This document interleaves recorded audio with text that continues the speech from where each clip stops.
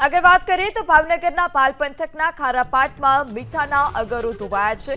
પાલ પંથકના ખારાપાટમાં સૌથી વધારે મીઠાના અગરો આવેલા છે। તેમને લાખો કરોડોનું નુકસાન પહોંચ્યું છે। પાલ પંથકના મીઠાના જે અગરો હતા તે ધોવાયા છે। મીઠાના અગરો ધોવાતા લાખોનું નુકસાન। માટિયા, સનેસ, ગણેશગઢ, કોટડા, નર્મદ, કાળા તળાવ સહિતના જે અલગ અલગ ગ્રામ્ય વિસ્તાર છે ત્યાં મીઠાના અગરો આવેલા છે।